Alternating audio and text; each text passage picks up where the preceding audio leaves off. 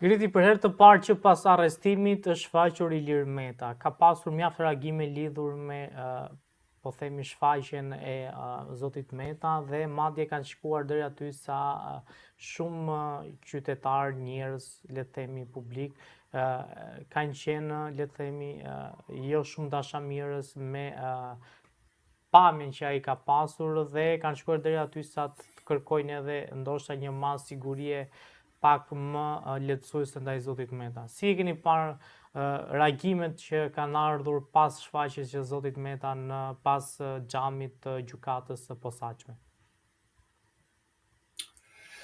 Shikoni, unë nuk jam sadist dhe pamja e vajtueshme e çdo lloj njeriu më sëmbon në zemër dhe nuk kam asnjë lloj ndjesie që më bën të ndjehem mirë kur shoh dikë që duket keq në kamera. Mirë po, duhet kemi pak më kujtesë më të thellë. Në radh parë duhet shohim se për kë po flasim. Në radh dytë po shohim çfarë përfaqëson zoti Meta. Tani zoti Meta si njeri dhe si njeri në politik nuk është i njëtrajtshëm, ka sigurisht edhe ai momente ku ka kryer gjën e dur, ku ka bërë gjën e dur, po mendoj këtu luftën e Kosovës. Mirë, po në përgjithësi zoti Meta është një pjesë e fortë, e madhe, e pashlyeshme e Parisë së Tiranës. Dhe vepra e tij është vepra e Parisë së Tiranës. Pra ai është një nga njerëzit më thelbësor, më kyç që e ka bërë Parinë e Tiranës kjo që është sot. Paria e Tiranës është një grupim antishqiptar që ka vjedhur, që kanë bazë vjedhjen, përvecimin e pasurisë së shqiptarëve, që i ka përzënë shqiptarët, pra nuk është thjesht Edi Rama që i përzë shqiptarët. Edi Rama është kryetari i qeverisë, tani më është një diktator i cili zgjidhet me votat e njerëzve, por që vepron si një diktator pa asnjë lloj shtrëngese, nuk është i vetmi fajtor. Fajtor për ikjen e shqiptarëve janë të gjithë bashkë, sepse të gjithë bashkë kanë përfituar nga gjaku i shqiptarëve. Një nga këta është dhe Ilir Meta. Pra nëse do të fillojë të na vi keq për njerëzit që kanë dëbuar me qindra e me miliona shqiptarë, me njerëzit që kanë vjedhur pasurinë e shqiptarëve, me njerëzit që e bëjnë Shqipërinë atë vend me aq shumë probleme, me aq shumë potencial, por që ka aq shumë probleme sa njerëzit ende sot vijojnë të ikin. Një njeri i cili ka kontribuar thelbësisht në hajninë dhe në poshtërsinë e asaj që është sot qeveria, pozita dhe e gjithë politika në Tiranë, më duket pak, jo vetëm naivitet, po më duket pak budallallëk. Që t'jemi sinqert, që t'na vi keq për gjendjen në burg të zotit Meta. Kuj do t'i vi keq për ata djem e vajza nënash që janë detyruar të largohen? Kuj do t'i vi keq nëse na vjen keq për Ilir Metën dhe për figurën e tij të vajtueshme në burg? Kuj do t'i vi keq për mijëra dhe qindra mijëra shqiptar të cilët gjenden në Shqipëri sot si në një burg gjigant dhe nuk kanë asnjë lloj rrugdalje përveç se të prostituohen përpara Parisë së Tiranës. Dhe kur them prostituohen, flas edhe në kuptimin e drejt për drejt, po edhe në kuptim jo të drejt për drejt, të vihen në shërbim Parisë Tiranës. Pra, nuk do të ngutesha dhe të filloja ta merrja emocionalisht. Ishte një pamje që sigurisht nuk ishte një pamje që duhet na japi gëzim, por nuk ka pse të na vi keq për Ilir Metën. Ilir Meta e ka bërë vetë shtratin ku fle, e ka krijuar vet atë lloj sistemi dhe është duke paguar. Dhe nesër, nëse Ilir Metës i jepet mundësia sërish, do të rikthehej në politik me një vrull edhe më të papar dhe do të bënte po të njëjtat gjëra sepse nuk ka treguar në asnjë moment pendes, nuk ka treguar në asnjë moment që ka reflektuar në burg. Përkundrazi është duke u marrë me çështjen e tij si të ishte një pjesëtar i denj i Parisë së Tiranës. Pra, nuk më vjen keq politikisht për Ilir Metën, madje do të thoja që dënimi është shumë i butë. Ilir Meta duhet të paguajë për shumë çka, atij duhet t'i bashkohet Edi Rama, duhet të jenë në qelit ngjitur.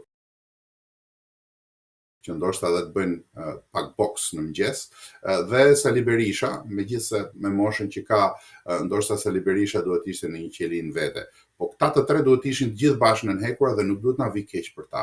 Drejtësia nuk duhet të ketë as syze, nuk duhet të jetë krejtësisht qore.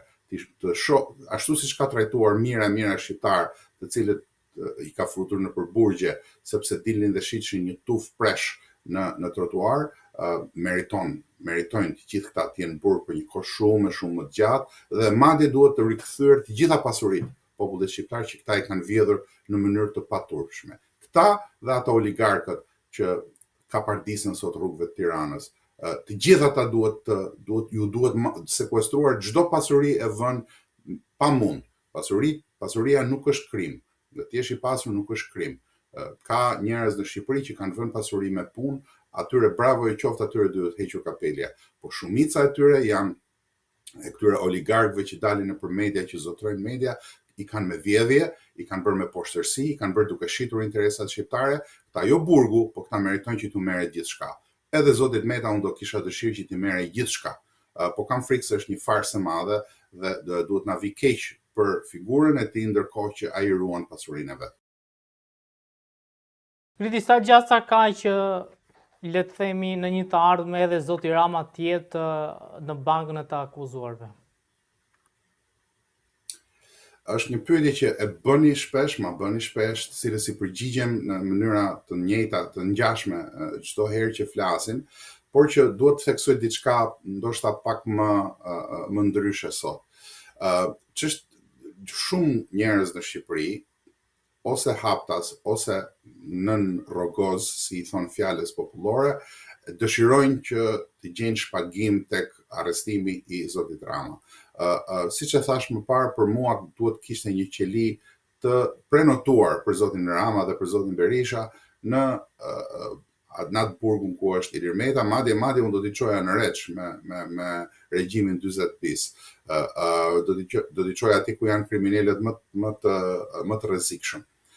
Problemi është që në mënyra se si mbërrihet te kjo është që të mbështetet drejtësia, mbështetet ajo që po bën Spaku, sigurisht pa i mbyllur syt, se edhe Spaku është i përbërë nga njerëz, edhe Spaku dhe gjykata GKK-ja janë të përbëra nga njerëz, sigurisht që vettingu ka lënë nuk ka situar gjithçka, ka lënë brenda sistemit njerëz të cilët ndoshta nuk duhet të ishin, e të tjera. Asgjë nuk është perfekte në këtë botë. Mirë, po me veprimtarinë e vet, me gjetjen e parave, me nxjerrjen e të gjithë vjedhjes, jo të gjithës, një pjesë të vogël deri më tani, të vjedhjes që kanë bërë këta, Spaku është duke bërë hapat e duhur. Duhet që shqiptarët të ndjekin hapat e duhur. Duhet ta abandonojnë, ta braktisin një pari kaq kriminale dhe jo t'i japin votën, jo t'i dalin nëpër mitingje dhe jo të hedhin bomba molotov për hir të saj, duke thënë se po bëjmë opozitë e të tjera. Unë konstatoj që ka shumë lëvizje, pra populli e ndjen, populli nuk i beson më kësaj parie, kjo parie ka kryer misionin e vet historik dhe është në grahmat e saj të fundit. Problemi që shoh unë është se si do t'i vi fundi. A do t'i vi fundi me traumë për shqiptarët, apo do t'i vi fundi me transformim të brendshëm, ku shqiptarët me guxim do t'i thonë kësaj parie mjaft më, jo kemi dhënë besimin ju aq herë sa e keni abuzuar dhe nuk kemi më besim tek ju.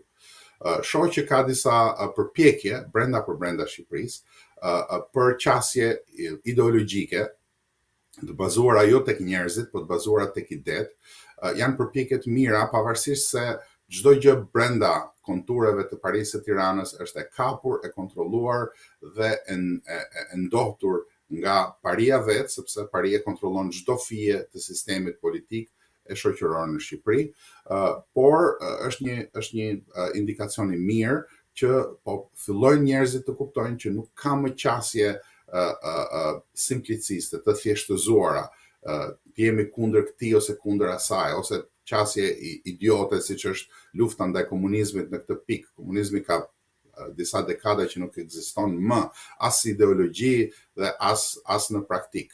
Komunistët më të mëdhenj janë tani oligark dhe madje një nga komunistët e kemi prej 30 e sa vitesh kryetar të opozitës. Kështu që nuk është më lufta ndaj komunizmit ajo që duhet të ndez ndjenjat e urrëties së njerëzve. Duhet të jetë padrejtësia, duhet të jetë ajo që na ka bërë kjo pari, ajo që na ka vënë në këtë pozicion ku sot shqiptarët, pavarësisht se kemi mall e gjë shumë më tepër se sa kishim, kemi shumë më pak siguri, kemi shumë më pak mbështetje nga institucionet tona, nuk kemi më besim të institucionet tona, njerëzit vuajnë, njerëzit duan të ikin, njësoj siç ishte në vitin 90. Kjo duhet na bëjë të mendoj që çfarë bëm gjithë këto vite, ku e çuam këtë vend gjithë këto vite dhe si dilet nga kjo rrugëzgjidhje. Sigurisht që paria e Tiranës është fajtore, sigurisht që është kriminale, sigurisht që me këta nuk ka zgjidhje. Duhet një zgjidhje tjetër, duhet një zgjidhje me bazë kombëtariste sipas meje, e cila duhet të ngjizet brenda popullit. Pra, për t'i dhënë një përgjigje të shkurtër të fundit pyetjes tuaj, zoti Rama e ka vendin bashkë me zotin Meta, po duhet që këtë ta bëjnë shqiptarët. Nuk bëhet me frym peshku e nuk bëhet duke pritur që të vijë as Amerika, as Rusia, as Kina, as Bangladeshi, aq më pak Bangladeshi, të na japi na japi llokum në tepsi. Griti, kohët e fundit ka pasur një përplasje mes zotit Rama dhe Elisa Spiropalit, ku kjo e fundit ditën e djeshme pati një reagim mjaft të ashpër, le të themi, në rrjetin e saj në Facebook, ku ndër të tjera kritikoi mënyrën se si po qeverise dhe mënyrën se si zoti Rama po e drejton Partinë Socialiste. Çfarë realisht po ndodh mes tyre dhe kjo është një përplasje e vërteta, apo është një, le të themi, lejim nga zoti Rama që Elisa Spiropali të dalë nga radhët e tij dhe të bëj këtë zhurmën, le të themi, sikur Partia Socialiste, po themi, është e lirë dhe në këtë parti ka zëra kundër? Nuk mendoj se kjo i shërben, do t'i shërbente zotit Rama, pra nisur nga ky gjykim, nuk mendoj se zonja Spiropali është e futur për t'i shërbyer kryeministrit aktual. Unë mendoj që zonja Spiropali ka shtytje dhe mbështetje në disa segmente të Partisë Socialiste, segmente, po themi, jo të vjetra, po antike Partisë Socialiste, dhe mendon se mund të jetë alternativa, duke e parë se sa fort ka rënë figura e kryeministit Rama, se siç dihet, pavarësisht asaj aureolës së pushtetit që ai përpiqet të jap në popull, aksionet politike të Edi Ramës kanë marrë fund. Edi Rama është një politikan që nuk ka të ardhme, është një politikan që ka shkruar vetë fundin e periudhës vet, është thjesht çështje kur do të ndodh dhe në ç'më mënyrë do të ndodh, dhe kjo është ajo që e shqetëson kryeministrin sot për sot. E di që nuk i vjen nga kjo opozitë, pseudo opozit me të cilës ja ka bler gjakun jo një herë, po 99 herë, të cilën e mban me tendera, të cilët ata që dalin dhe organizojnë edhe që ngrenë gishtin me qafën shtrembur në përmitingje, janë të bler 39 herë me tendera, me biznese për baxhanak, për vëllezër e të tjerë. Pra të gjithë këta bëjnë kot. Bombat Molotov janë thjesht për show, janë thjesht klounad që bën e ashtu quajtura Partia Demokratike për të mbrojtur familjen Berisha. Kjo është i vetmi objektiv real i të gjithë atyre protestave dhe atyre gjërave. Nuk ka të bëj fare as me demokratë, thjesht as me marrjen e pushtetit. Pra nuk rrezikohet nga ata zoti Rama. Zoti Rama rrezikohet nga trysnia që i vjen nga jashtë dhe nga trysnia që krijohet brenda për brenda nga këto lloj çarjesh, si kjo e zonjës Spiropali. Pra, teoria na mëson që kudo që ka presion, krijohen çarje, dhe në këto çarje mund të hyj ujë, mund të hyjnë pykat, mund të hyjë shumë çka, bëhet më e thjeshtë pastaj për të rrëzuar një diktatoruc nga froni. Se kush e ka këtë agjend, unë nuk mund ta them me siguri sepse nuk kam ato lloj informacionesh, po duket qartë që trysnia mbi kryeministrin shqiptar është duke u bërë përtitje më e fortë dhe sigurisht që ka disa vite, nuk është e re, që ai ka humbur aksionet pozitive në Perëndim dhe me Shtetet e Bashkuara të Amerikës, mendoj unë, prej kohësh e njohin dhe e dinë se kush është. Pavarësisht se gjitha shtetet e huaja ju duhet të merren me kryetarin e shtetit, me njerëzit që drejtojnë shtetin në Shqipëri dhe gjatë gjithë kësaj periudhe ky person ka qenë kryeministri Rama. Tani ti kthehem pyetjes së drejt për te kontekstit. Zonja Spiro Pali është duke kundërshtuar kryeministrin. Mirë po duhet i bëjmë vetes dy pyetje. Në radhë të parë, a ka pranuar ndonjë faj zonja Spiro Pali? Dhe po përpiqet që të rinovoj Partinë Socialiste, ta rikthej në një parti të majtët që nuk është më, është një parti oligarkike tani më. Po përpiqet që të bëj një qasje ideologjike që fillon tek vetja, duke thënë që unë jam ajo që kam bërë këtë. Unë, jo qeverisja, jo zoti Rama, jo mënyra se si po qeveriset. Të filloj të thotë që unë e kam bërë këtë, unë i kam shërbyer kësaj agjende, e kam bërë për arsye 1, 2, 3, 4, po nga sot e tutje unë nuk jam më pjesë e kësaj agjende, çfarëdo që të ndodhë. Këtë nuk e shoh, edhe nuk pres që ta shoh, sepse zonja Spiro Pali po i qaset edhe kundër shtisë me të njëjtat mënyra të Parisë së Tiranës. Pra po i qaset së brendshmi, po i qaset nga pikpamja e kapjes së strukturës ose të një pjese të strukturës. Dhe nëse marrim me mend që mund të jetë suksesshme në këtë, që mund të ketë disa lidhje të cilat e bëjnë suksesshme në këtë, ajo që ndodh është që Elisa Spiro Pali krijon një parti në vete, me disa militantë të cilët janë të pakënaqur nga regjimi i Edi Ramës dhe krijojnë një pjesë tjetër politike, një partiçk tjetër politike, e cila ndoshta edhe mund të krijojë probleme numerike për Edi Ramën, por e cila menjëherë pas zgjedhjeve apo marrjes së forcës politike do të fillojë të kryejë pazare. Do të fillojë të bëjë pazare sepse qëllimet objektivat nuk kanë ndryshuar. Këtë po vendukje unë zonja Spiro Pali, e cila ka qenë kryetare kuvendi, ka pasur gjitha mundësitë që këtë gjë ta shohë kur ishte në pushtet. Fakti që e pa tani që e hodhën tutje si leck të përdorur, tregon që ky është një veprim reaktiv dhe jo aktiv, nuk është reflektiv. Nuk ka reflektuar mbi pamundësinë e ecjes përpara në këtë lloj sistemi zonja Spiro Pali. Thjesht janë prishur interesat e klanit që përfaqëson.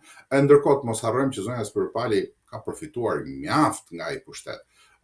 Pasuritë e saj, me sa thot media, nuk janë të konsiderueshme.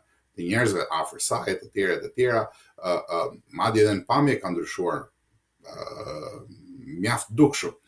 Kështu që nuk do të kisha shumë besim tek një lëvizje e tillë, i shërben mediatikisht, zhurmës së madhe për të mbajtur popullin me gallat, është një lloj Big Brotheri politik, dhe fatkeqësisht shqiptarët janë duke rënë pre, kjo është një lloj skllavërie mendore e popullit, i cili bie pre këtyre gjërave shumë kollaj. Kemi tani më Monika Kryemadhi në Big Brother dhe harrohet që është një nga hajdutet më të mëdha të Parisë së Tiranës, harrohet që atë pamjen e bukur dhe të kuruar, siç thuhet me gjuhën jo shqip, se nuk është shqip ajo fjalë, po nejse, e ka me parat dhe me gjakun që i ka vjedhur shqiptarëve, pavarësisht se ishte nga një familje jashtëzakonisht shumë e nderuar dhe mund të ishte kundërpesh e Parisë Tiranës. Jo, ishte një nga pjesëtarët e saj më aktive që ka lëvizur majtas djathtas, nuk ka pasur asnjë lloj parimi përveç se paras lekut dhe tani po përpiqen që të ruajnë lekët e tyre. Pra, ky lloj Big Brotherizmi që e mban peng shoqërinë shqiptare, e mban skllave shoqërinë shqiptare, duhet përfundojë. Por fatkeqësisht zonja Spiro Pali po shërben interesat e saja personale, legjitime, se çdo kush ka drejt që të hedh hapan politik, duke krijuar këtë lloj show. Nuk besoj që është real. Ju duke mos zgjedhja e presidentit dhe vendimi i klasës politike të Kosovës për ta çuar Kosovën vetëm 4 muaj dhe një herë në zgjedhje të përgjithshme.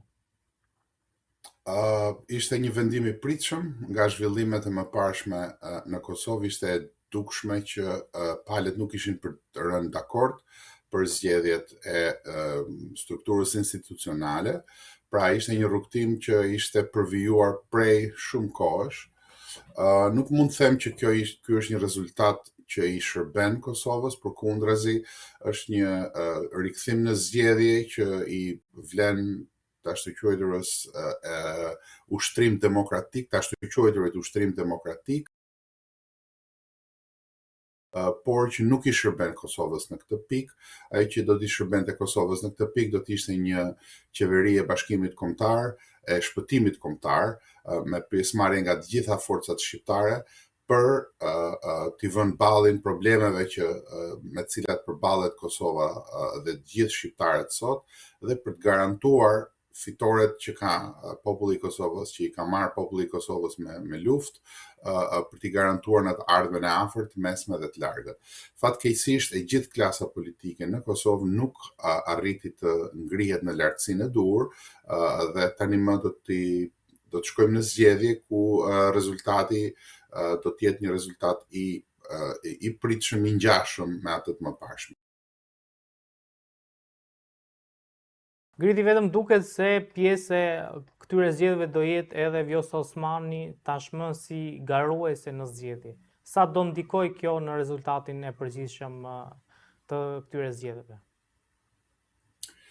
Ajo do të varet nga aftësia e vot mbledhës, se të themi kështu, e ish presidentes Osmani.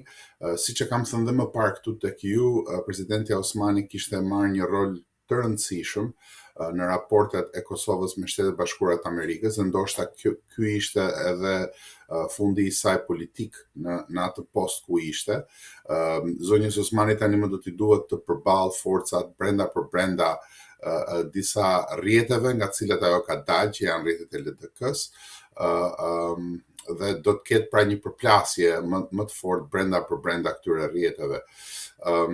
Megjithatë, unë nuk mendoj që pjesëmarrja në zgjedhje e zonjës Osmani do të bëjë një dallim shumë të madh. Përplasja në Kosovë, me sa duket, është e qartë, ka qenë e qartë prej disa kohësh. Janë rrjetet ish-titiste, të ish-zyrtarëve titis, të cilët marrin pjesë në disa nga partitë që janë edhe në partinë në pushtet, dhe pjesa tjetër e popullsisë që është ajo që mbështet partitë e dalë nga lufta, të ashtu quajturin krahun e luftës.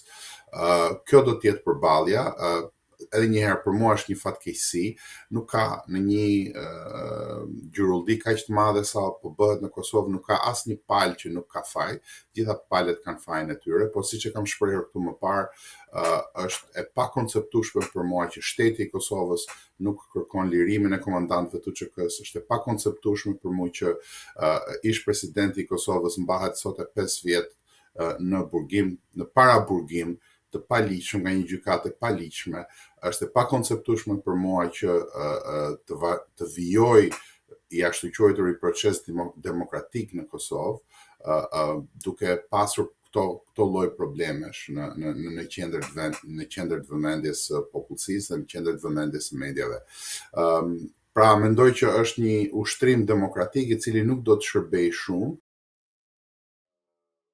thjesht ka zgjatur procedurën, ka zgjatur procesin, e ka vendosur Kosovën në një pozicion më të vështirë se sa ishte përpara gjithë këtyre palë zgjedhjeve, fatkeqësisht, dhe do ta përballë Kosovën me probleme edhe më të rënda, fatkeqësisht, se sa i kishte përpara se të ndodhin të gjitha palët e zgjedhjeve. Siç dihet, rezultati ka ndryshuar, po jo shumë.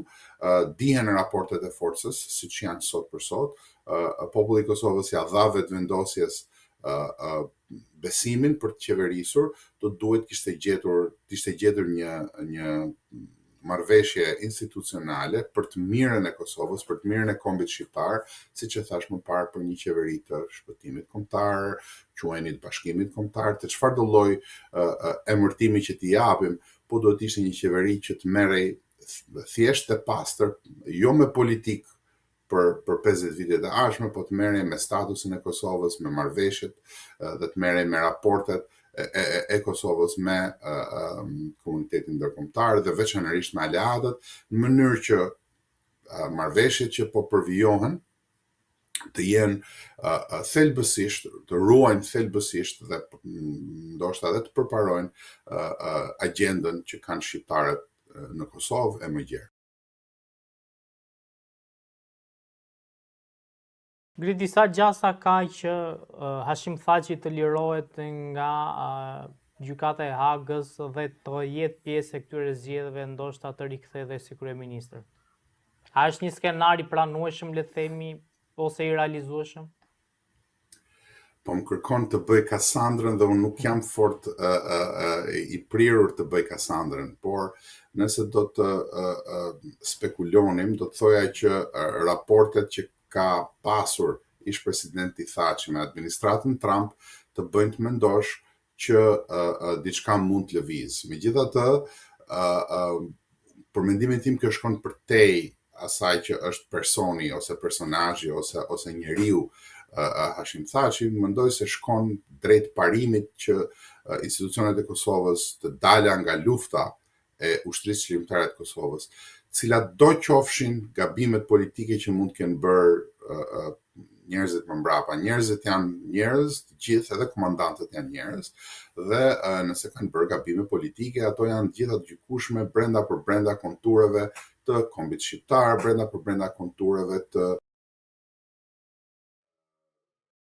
gjykatave në Kosovë, dhe jo një gjykatë fars pa asnjë lloj legitimiteti, e cila mban peng një pjesë të komandantëve të UÇK-s, ndër të cilët edhe një ish funksionar të Partisë Vetëvendosje, kështu që është tërësisht e habitshme për mua dhe e pa konceptueshme dhe e pa kuptueshme, madje do thoja e pafalshme, që shteti në Kosovë nuk i vendos shpatullat kësaj kauze.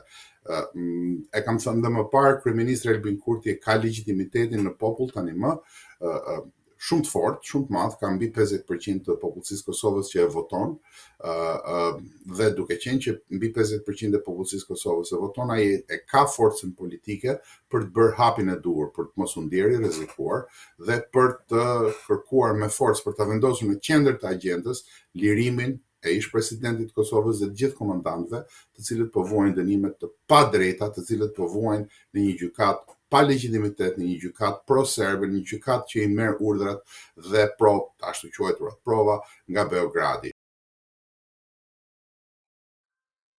Ky është një turp të cilin nuk do ta mbajnë dot drejtuesit e Kosovës sot. Lidhur me Albin Kurtin, besoni që u tregua jo aq, le të themi, politikan sa ta kishte zgjidhur këtë krizë pa pasur nevojë të shkojë në zgjedhjet parakohshme? Nuk mendoj që përgjegjësia i bie thjesht vetëm zotit Kurti apo edhe vetëvendosjes vetëm. Sigurisht që kush ka vota më shumë ka përgjegjësi më të madhe për mirëvajtjen edhe mbarvajtjen e problemeve të shtetit dhe të popullsisë, por aty ku ka një gjurolli, siç e thash më parë, ka faj për të gjithë, mjaftueshëm për të gjithë. Të gjitha palët e trajtuan këtë si një lojë meskine politike për interesat e tyre të ngushta, gjë që do të ishte e pranueshme në një kontekst tjetër, sepse në politik njerëzit janë për të fituar, në politik njerëzit janë për të ruajtur interesat e grupimeve përkatëse dhe në një përballje të tillë ku ke kundërpesh kushtetutën, e cila nuk lejon që presidenti të zgjidhet me një shumicë të pacilësuar, atëherë sigurisht që të gjitha armët në politikë duhen përdorur. Mirëpo, konteksti i Kosovës dhe konteksti i Kosovës në këtë pikë është veçanërisht i papërshtatshëm për këtë. Kosova gjendet në një udhkryq jashtëzakonisht shumë të madh, gjendet përpara disa trysnive shumë të mëdha, ku ne duhet vepronim gjithë bashkë si shqiptar. Fatkeqësisht nuk kemi as në Shqipëri as qeveri dhe as opozitë që ta mbështesë realisht Kosovën, askush nuk e do Kosovën, kështu që Kosova fatkeqësisht ka mbetur vetëm e mbështetur tek populli i Kosovë, populli shqiptar në Kosovë, dhe segmentet forta të popullit shqiptar në Shqipërinë londineze, sepse paria e Tiranës është ajo që e ka tradhtuar kauzën, nuk është populli shqiptar. Por duke thënë këtë, kam bindje që ky është një gabim i madh. kjo ishte një mungesë e madhe përgjegjëshmërie e qeverisë, Albin Kurtit, por dhe të gjitha palëve të tjera, të cilët nuk mbërritën dot të gjenë një gjuhë të përbashkët për të krijuar atë që do të ishte një mburojë sa më e fortë për interesat e popullit shqiptar në Kosovë. Ajo që duhet na interesoj tani më nuk është çfarë posti ministri apo çfarë tenderi mund t'i japim për të fituar ndonjë lek. Ajo që duhet na interesoj tani është thjesht e ardhmja e Kosovës, e ardhmja e Shqipërisë, e Bashkimit Kombëtar, të cilin fatkeqësisht vendosja duket se e ka harruar për shkak të problemeve politike që ka me kryeministrin e Shqipërisë londineze, por kjo duhet ishte agjenda dhe kjo duhet ishte në qendër të çdo lloj debati politik.